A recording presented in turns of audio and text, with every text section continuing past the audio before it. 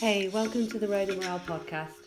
So do you ever feel like screaming out in the office, on Zoom or outside the school gates? For the love of God, come on, really? Then if this is you and you're looking for an honest, fun and frank podcast on life and business, then sit back and listen to me, Rona Morale. I'll be bringing great people on the show to talk, share and debate their life experiences and business challenges, keeping the show unpolished, but in a fun and unique British style, with sarcasm, tenacity, or maybe a few swear words or tears. This podcast keeps it real, honest, raw, and removes the bullshit in the only way I know how, through authenticity and getting shit done. Think of it less like the Housewives of New York or Towie with the lipo and drama, and more like the house lives of the real world. I hope you'll take something away to be better informed, laugh, smile, or maybe even finally getting the confidence to shout, come on really. So enjoy.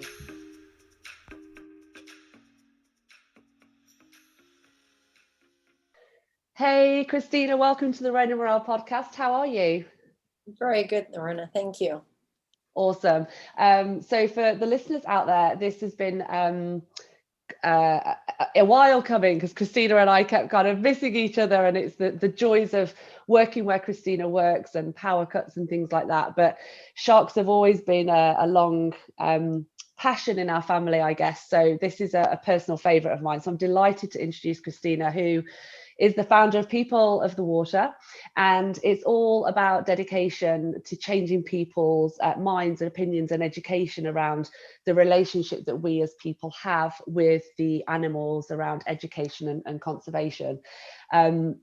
Cristina has such an incredible background from being an active member in terms of Women Divers Hall of Fame, Explorers Club. There's the Rolex of the world underwater. Is that right? I'm one of the mentors in the Rolex Underwater Scholarship Society. That means I host the scholars. Oh my God, amazing. So yeah, and just I followed you for such a long time on LinkedIn, and seeing what you do and that, classic fear of sharks and misunderstanding that we have globally around the world about them. And we'll probably come on to my experiences with sharks. But yeah, I'm delighted to have you here, Cristina. Thank you so much. And please tell us more about what you do and your passion to build People of the Water. So, well, thank you first of all for having me. My job, my profession is to be a professional scuba diver, and I've done this for 27 years. Obviously, my role has evolved, so I'm like now what we call an instructor trainer. I'm a cave explorer, a cave instructor. I teach a little bit at the higher level, but at the end of the day, that is still my day-to-day job. But I do something that has been always my passion. And people always ask me, how do I go into conservation? And I think one of the liaisons into conservation is really falling in love with what you're doing. And then it's very easy to want to protect whom you love. And we know that, we want to protect our loved ones. We want to protect our pets. Well, as you fall in love with the environments that I've been in, the ocean, the sharks, the caves, I decided that there was quite a lot of misunderstanding and very much the traditional out of sight, out of mind. And so my first desire has been to, first of all, share what I was experiencing. Hey, look, this is what I'm experiencing. This is not what you hear about. And then in the most recent years, and especially with the founding of People of the Water, is also surfacing these images and these videos and this education and say, here's the proof of what I'm saying. So don't just believe in what I'm saying, but here's how you look at it. And so that's how my work evolves. So I'm still involved into my professional job, but very much a lot of it is dedicated to the conservation of what I consider very dear to my heart. And I guess finding that career and passion and being able to align the two is just the absolute sweet spot. But tell everyone whereabouts you are in the world and where you work out of. So I am based in Freeport, Grand Bahama in the Bahamas. And as usual, when I say the Bahamas, everybody thinks, white sand beaches, which we have very much, and palm fronds. But there are obviously the difficulties of being based in an island, and being based on an island, obviously, that a lot of people might remember about a year and a half ago was absolutely devastated by Hurricane Dorian, which was not the first one. So we have to contend with extreme weather and environment, and to quite a lot of the living and working on this island also has to do with that. But the beauty of being here is that I have what I call the expeditions on the side of my door. I literally can walk out of my door and within 20 minutes be in the water with sharks.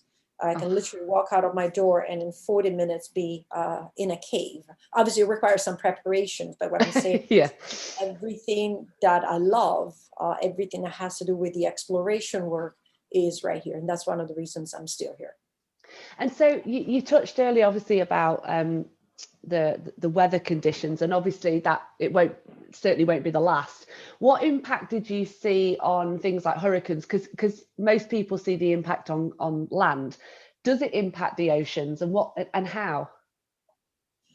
It does impact both the oceans and below the land, because below our land we actually have caves. So it impacts us on different levels. Some of it could be considered, let's say, normal, if I want to say quote unquote, and I explain. So extreme storms may break coral heads apart. They might split them, they might break some of the bridges, but that is also part of the natural process our coral head grows. So if a coral head splits and there's two chunks in the sand, then the corals will keep growing and connect with each other.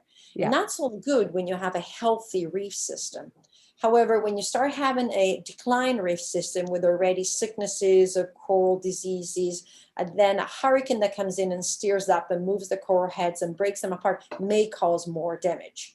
From an unknown point of view, unseen, and Dorian was the first one that really brought this to the attention of the general public, because to this day, we're still dealing with salt water coming out of our tap, is the freshwater lens was affected by the extreme flooding over the island, and basically was broken apart to the point that the wells that are reaching into the freshwater lens are not finding the fresh water anymore. It's been displaced. That might take a decade to come back. But that's not the point. The point is, I hope it has brought up to people the attention of realizing how quickly we can lose our fresh water. And so there are damages that come from the hurricane, from the rising sea levels, that we need to start paying attention to, because we went from having fresh drinking water out of the tap to have none, to have to go and refill our water bottles at certain water stations provided by the government. And you have to think about that when you water your plants, when you give water to your pets. The water is still at 2,000 ppm, part per millions. I mean, it was almost over 10,000 right after the storm. Yeah. So that is what the storms do. It's not just the direct damages to, visual, the dramatic things that people put on TV, is the long-term effects that we're still suffering. And that water moved a lot of things, and it moved a lot of pollutants. So there might be also effects that we are not going to see for the next maybe 5 years. Yeah, exactly. And so take the listeners more to some of the incredible images, one which is right behind you now. But when, for a lot of people, you want to protect the person you love, you don't necessarily think about giving a shark a nice hug and removing a hook from its mouth. But talk us through what, you do that all the time, and how empowering that must be. But yeah, to most people would think, oh my God, is Cristina mad? Sharks for me are a masterpiece of nature. I think is one of the most beautiful kind of like evolutionary animal that has come. And I know there's a fantastic out there, but there's something that is absolutely perfect in the way sharks are. But unfortunately, this evolutionary perfection has made them extremely vulnerable to the presence of human beings, and especially the last 100 years with our industrial revolutions, our modern way of fishing, long lining, drift nets, scoop nets, and all of that. And you want to protect what you love. And I work with a group of Caribbean reef sharks in about 45 feet of water on this absolutely stunning location. It's like this white sand where the sun shines and the rainbows kind of like dance at the bottom, and they're surrounded by these 25 animals. And although sharks have been protected in the Bahamas since 2011, they still show up with hooks. Right. And I decided to start removing the hooks the same way I will remove a thorn out of my dog's paw, just to make them feel better. What I didn't realize is the message that I sent out there. A lot of people were against it. They thought I was mad, or a lot of people come up with, well, you should just let the hook rust. It's gonna rust anyway. And my answer to that is like, well, you're gonna keep a nail on your heel, it's gonna rust anyway. The infection is gonna eject it anyway, right? Think about how annoying is a little splinter on your fingertip. So why, if I can do something positive, not doing it? But then besides the naysayers, which, deserve very little of my time, it was the other people. The one that came back and said, oh, I didn't even think the sharks could hurt. And, oh, wow, I didn't even know the sharks had issues. Oh, and then it goes into, you literally hook people into realizing that this is a creature. It's a breathing, thinking, feeling creature. And all they want to do is survive. Nature has designated them to be a certain kind of eaters, and not all sharks are eating seals or big animals. Some sharks actually eat plankton. Some sharks eat crustaceans. Some sharks actually clean up dead bodies. So there's a lot of things the sharks do. And make them realize that it's not a monster, but is a creature. And so I have people emailing me and say, oh, I want to help sharks. And primarily they want to remove hooks. And I say, oh, please don't go around the oceans trying to remove hooks from sharks. It's not something I will do lightly. It's not something I do lightly. You still have to be careful. I'm dealing with 2.5 meter long animals, and I'm trying to do something that is painful. So it's not that they're going to bite back. They'll try to move away from me, but as they move away, they might push me or pull me, or so I give them these other solutions, and I start talking about we as people, no matter where we are, what we can do. Maybe we can change a little bit our dietary habits. We can start looking, if you're still eating fish, you can look into what's not detrimental to the health of the ocean.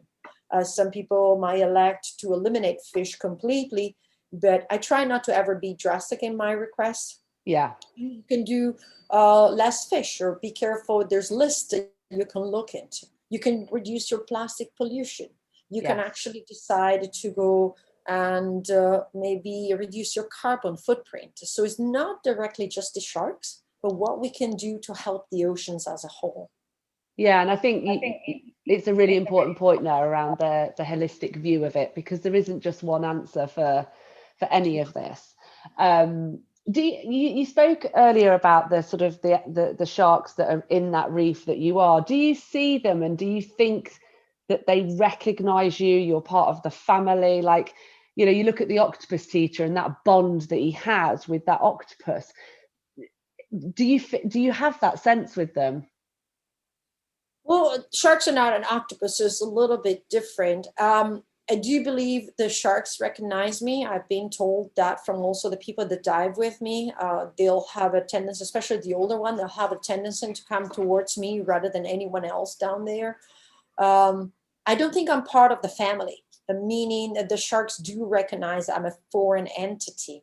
But what they do recognize is that I am not a threat, and I'm not something that to be feared or to run away from. And so I'm kind of like accepted. I usually say they accept us into their world. And I think that's what sharks do. And in this case, the group as well. With them, obviously, I built a trust.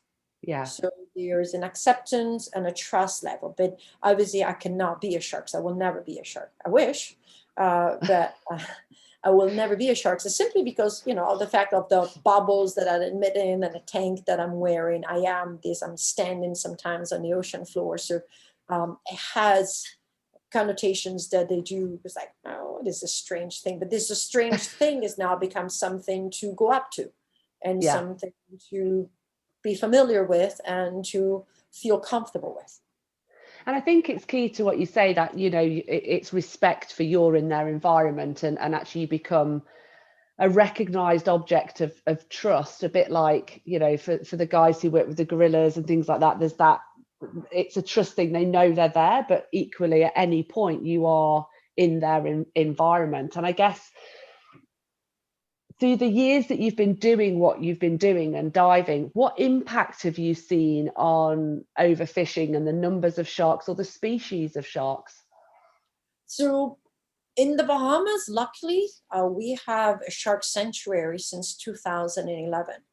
So the numbers of our sharks have been pretty steady in the areas that we're familiar with. Obviously, there's still some issues with enforcement, and the Bahamas is such a small people nations. There's 330,000 of us. Yeah. And it's such a huge, water vastity, 234,000 square miles. So it's very difficult to enforce everything. But there is an understanding that sharks are important to the economy and are important to the environment. And so within the Bahamas has been quite good. Unfortunately, the numbers that come in from the world have shown a decline in a lot of species, right. Even species that we're familiar with. And the issues with that is sharks sometimes are migratory. So not all species are sedentary in a certain area. And so they might venture into areas where they're not actually protected yet. But the world shark populations are declining. So there are some issues. There's about over 500 species of sharks. There's over 140 of them that are on the IUCN list as threatened, near threatened, critically endangered, vulnerable. And there's about 210 species that actually says data deficient, which doesn't mean they might be critically endangered or not, but it also is an eye opener of how very little we know and how we're marching through this destructive pattern that we have. And we haven't even gathered the data enough to kind of like say, well, what is our impact on this? So 210, that is about a third of, of the species known of sharks. We are really not familiar on how we're affecting them. And if they've been in the ocean for 450 million years, they definitely have served a role. And a lot of us understand the role of, we keep saying they're apex predator, but they're not just apex predator. They're cleaners. They're the ones that if there is a sickness and a disease, they don't have, ICU areas in the hospital. So unfortunately, that's how nature works. The shark will come in and eliminate the sick animal to avoid a pandemic. So they actually maintain a fish diversity, but they also maintain a fish dispersion. So like distribution. A presence, and we know this from wolves, right? A presence of predators redistributes the way the deers act into the forest, redistributes the way they eat the grass, and at the same time helps the entire ecosystem working. You remove the wolves, the deers explode, and then there is a free-for-all grazing, and then you have consequences of riverbanks collapsing, fish disappearing because their eggs cannot be deposited, and all of that. So then humans come in and says, oh, we should hunt the deers. And he's like, well, no, we should just put in the wolves again. And it's the same with the sharks. I had somebody saying, oh, maybe we should try to call some sharks because maybe there's too many. And I'm like, you don't understand. These are not the deers. The sharks are the wolves of the ocean. Yeah. And as such, they're maintaining also the redistribution of the species. Exactly. And like you say, for something that's been there for 450 million years, it obviously has a value. It's survived.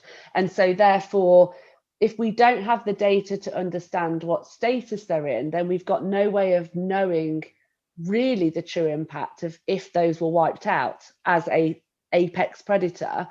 And even at that, there's no way they can take the fish stocks out of the oceans that we as humans do.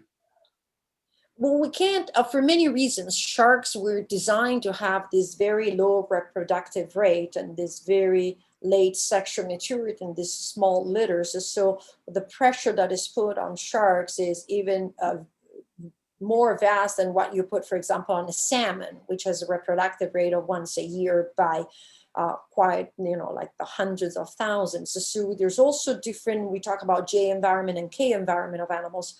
And so The sharks are like more this as very steady, stationary kind of animals. They do not do well with the fast changes. And that is what we have brought on. And that's the reason why I said the last 100 years, the way we've changed the way we fish. The way, and we have to say this, and a lot of people disagree, but it's like the way our population has exploded. In when I was born, we were about approaching 2.5 billion. 50 years later, we have quadrupled that. We are approaching 8 billion. Is like it cannot be denied that it might reach unsustainable levels. And it has to be recognized. And I do understand that the most evolved societies, one person consumes like 10 people of the least evolved societies, but those societies are evolving and are arriving at our consumption level, and the pressure is on. So I think the human race has to change the way they relate themselves to the oceans. And the first thing is not an endless, bountiful environment. It has a bottom, and we're about to reach it. Yeah, and rightly so, as all of those people and nations that are not at the same levels of health, wealth, education have a right to be at that same level. And so even just by making things equal in a world would drive consumption, and that obviously is part of the UN goals. So yeah, it can sometimes feel very overwhelming, but as you say, as a human race, we're intelligent enough, we can survive, but how do we rebalance that sustainability around the resources that we are consuming? I think, especially one would be social justice, and it's I mean it's very much spoken, like for me is there's a lot of people out there that say, well, I do this and I do that, and I look at that and it's kind of like, yes, because it's a privilege. It actually should be a right. Unfortunately, right now, to be environmentally conscientious is a privilege. To refill, if you, for example, here it doesn't even exist, but if you want to refill your containers with shampoo or detergent or biodegradable stuff, it costs more than go and buy a brand new bottle. So I need to take in consideration my average population. And living in the Bahamas, I need to take in consideration the average income of this family, and I see it at the supermarket. And so mom now with 2-3 kids has to say, well, I'm going to refill my shampoo bottle. It's going to cost me $2.50 more, or I'm going to buy 2 new bottles of shampoo for those $2.50 more. And I cannot blame anyone that goes, I'm just going to buy 2 more bottles of shampoo because that gives me double of what I will do with this. Yeah. Social justice into that part plays an important role, which is being environmentally friendly not the privilege of like a certain minority, right, or a certain type of people, but has to become no, actually, if you refill your bottle, it costs you less. If you do this, it gives you a monetary break. And only when we reach that, I think that is when we can have the turning point. We need to make this accessible to those that don't have access, because otherwise it's going to be a bunch of, let's say average, and I hate to say this, but average of, let's say, middle-class white people able to do this. Yeah. And we are a minority, and it needs to be extended. It needs to be actually possible for somebody to say, when I do this choice, it actually costs me less than the high consumption choice. Agree. Yeah, totally agree. And I fully support that. You cannot blame or put your rights or views onto someone who's making a choice with what money they have in their pocket. So yeah, I fully support that. What do you think, or how would you like your journey and story with the sharks to help the education globally of these animals? We all know of the terrible film, Jaws, and we've got more exposure now of kind of things like Seaspiracy. So what is it that you love so much about sharks, and that you wish people could just understand that the value and the beauty that they bring? I think one of my biggest goals when it's obviously bringing up their beauty, their calmness, their preciousness, their fact that they're so accepting of us. But for me, the biggest one is I want people to start thinking about sharks the same way they think about birds. If I said all birds fly, are black, and sing beautifully, people will be like, actually, no, I think you're extremely incorrect. And you don't have to be an ornithologist to actually know that. But unfortunately, when I say the word shark, people have a very, very narrow-minded conception of what a shark is. And it's improving a little bit, whale, basking sharks that start showing up, like the coastal of the UK, and people start understanding they're actually filter feeders. But I want the same thing. I want people to stop thinking shark only comes in a pointy, toothy, gray body, and actually realize that there are so many varieties, and they cover all the oceans of the world but for the Antarctic.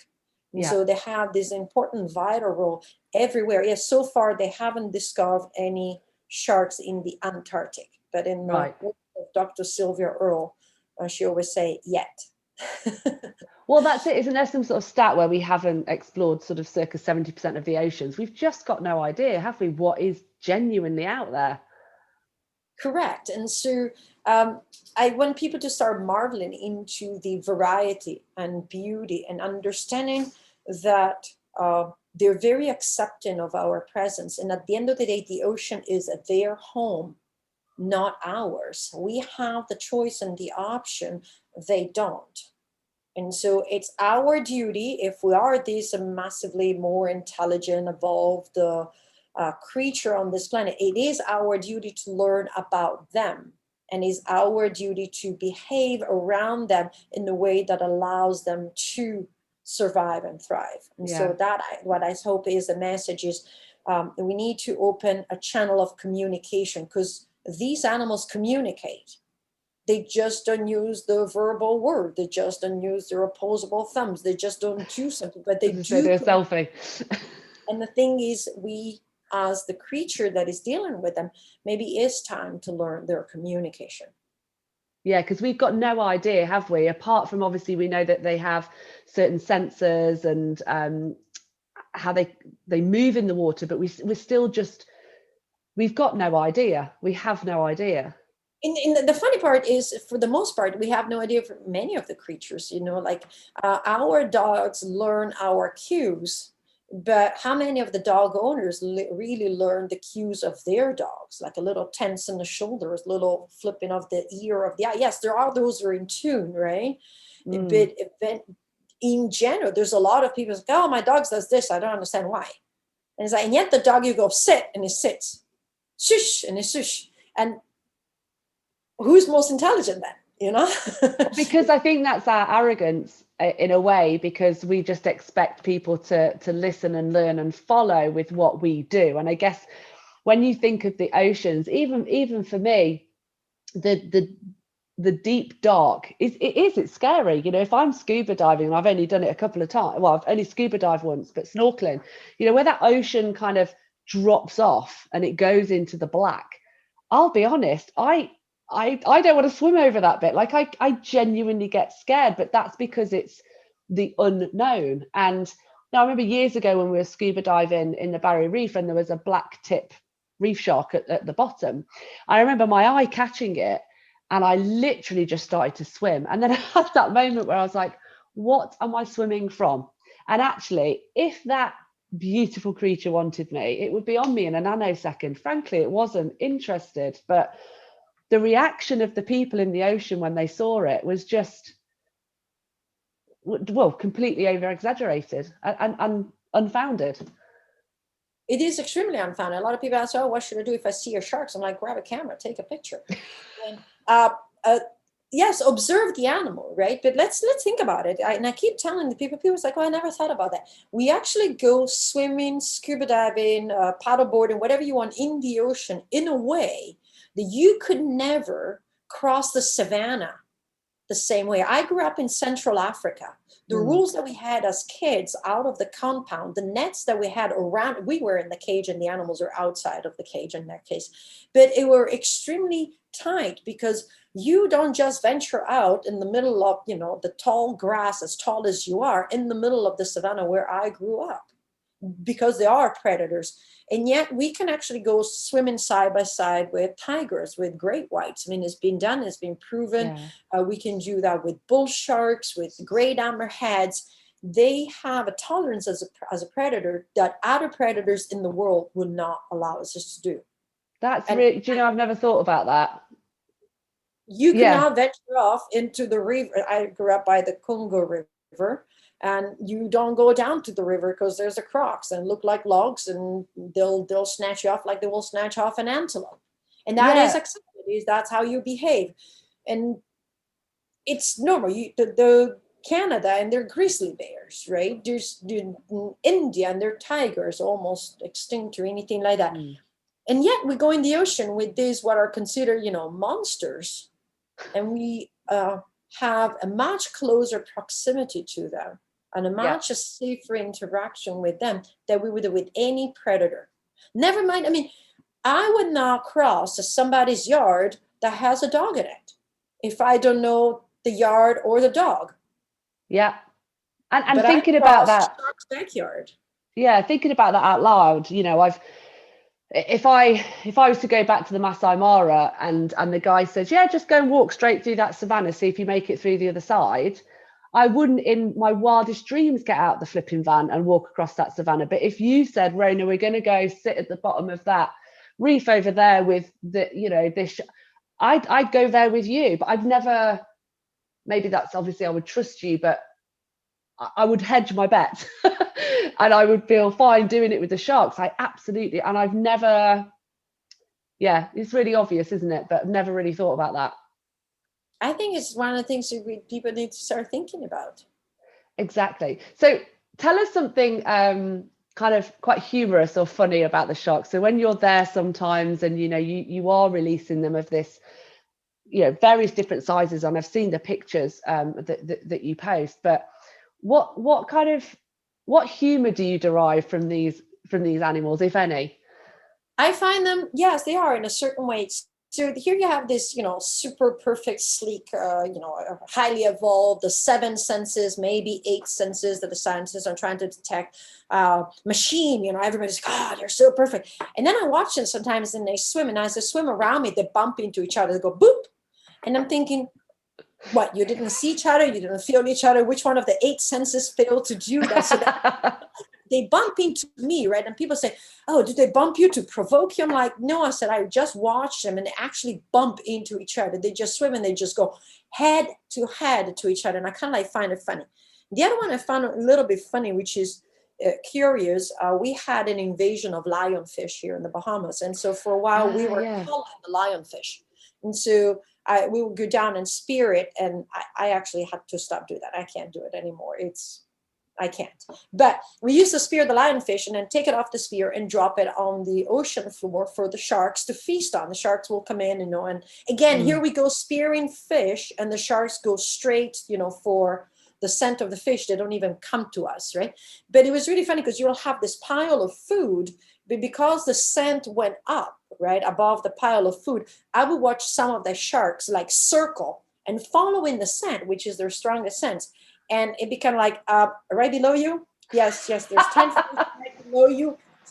And I would look at them and go, how did you manage 450 million years? Because with their sense, they will go crazy. If the current cut the scent, right, they will just follow the scent and go crazy and do like this figure 8 and figure 16. And then finally, tracing back through this labyrinthic thing, find their food. And just kind of like, so much for, the predators.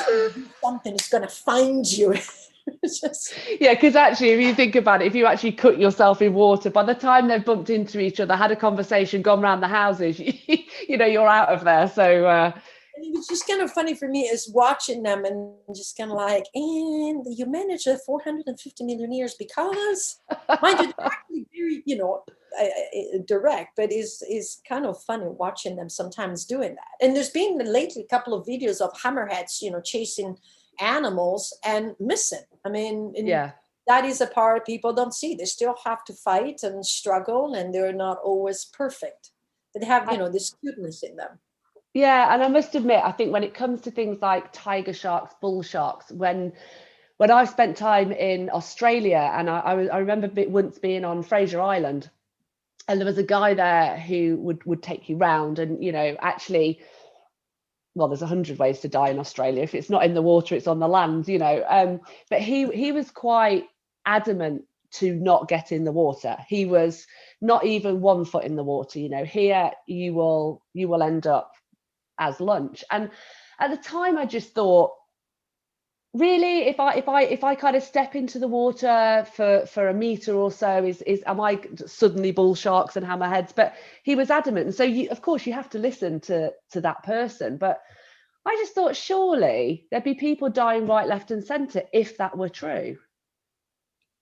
Well, that's very correct. I mean, the numbers actually show this very well, right? In the United States, and I know the United States, there's about 75 million people that enter the water at any given time in a year time. And yet in the last 40 years, there's been 26 registered cases of shark attacks.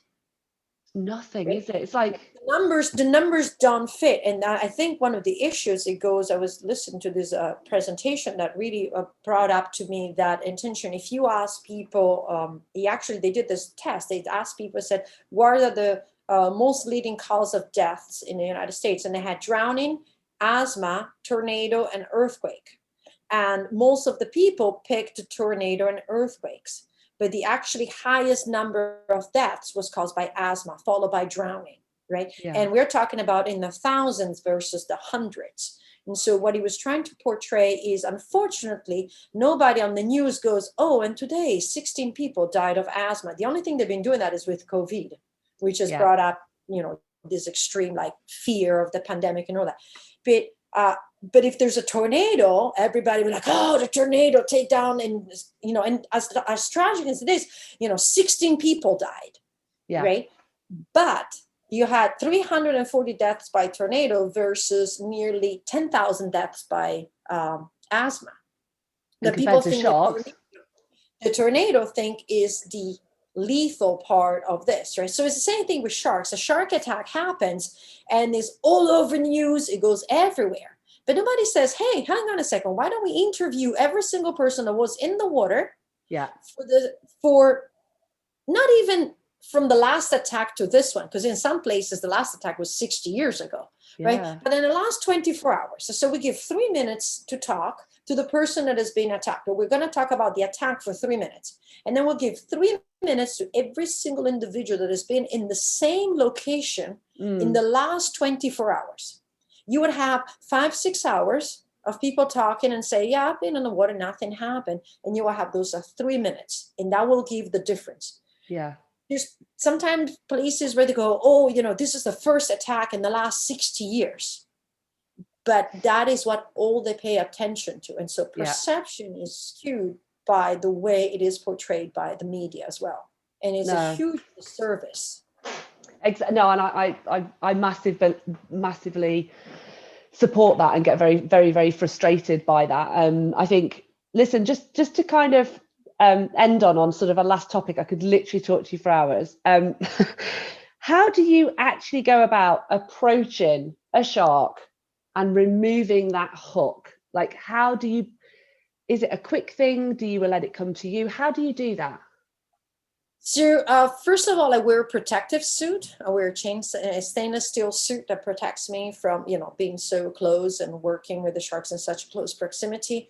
I usually let the shark come to me. I entice it with a little bit of food. So I do bring down fish to attract them. So the first step is actually create a distress and say, hey, look, if you take this fish from my hand, I promise it's not going to hurt like last time. So there's a dance that I have to do with them. Some of them, they might come within one dive. Some of them might take several dives. Right. And then as they come, it depends where the hook is placed. It's all hand removal simply because the tools, I tried, everybody said to me, oh, you need to, it's so fast sometimes. It's basically the only thing that I can open and close. It's my hand. Yeah. And depending on where it's placed is usually like a push pull or a twist turn. Some of them that I've known for sometimes, they actually kind of like come into my lap and almost pause.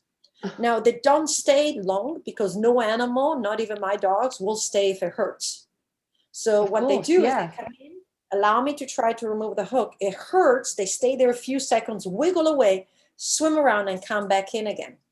And Yeah. so the amazing part is not only that they let me try, they let me try over and over and over again over the series of one dive, for example. That's But incredible. the way I start, it took me time. I had to become comfortable with the sharks. I had to understand them and how they work. And primarily I had to understand how these hooks work inside their skin, because their skin is very tough. Mm. So I didn't start the first day I started working with sharks. It took me a few years. Wow. I just find that, incredible that, like you say, of course they're going to thrash and go away, because you would if someone's doing something to you. But the fact that they will come back to you, there's that recognition that someone's trying to help me here. And I just find that amazing. I'm going to leave you with this last fact, which is, I think, the best recognition is when I start removing hooks from the sharks I know. So the one we're familiar with, our little group, sharks that I've never seen before, because remember, I recognize all my sharks. Sharks that I've never seen before start showing up with hooks. Only when I start removing hooks. I can work 40 minutes with my sharks without trying to remove hooks. The moment I start removing hooks, sharks I've never seen before show up with hooks. Oh, and that, maybe that's podcast number 2, but that, how do you get to the rationale, the intelligence, the psyche behind that in their world? I just find mind blowing, but listen, Cristina, thank you so honestly, it has been absolutely brilliant. I love the backdrop. I really think you should celebrate and share more of your pictures, because they are incredible. And so, yeah, for anyone who wants to know more about what Cristina and what she does, Cristina does a lot of work in youth development as well, and a personal speaker, so events and things like that. So please feel free to reach out to Cristina. Thank you so much, and have an awesome day. Thank you. You too. So that's it. You've made it. The show's over. Thank you for being with us. I hope you've been able to take something away, maybe solve a problem, or just know you're not alone. Here's hoping it made you smile with a few laughs along the way. Please feel free to find me on all social media channels, and you can subscribe to my YouTube channel. Just search the Rhona Morale Podcast. Have an awesome day, and see you next time.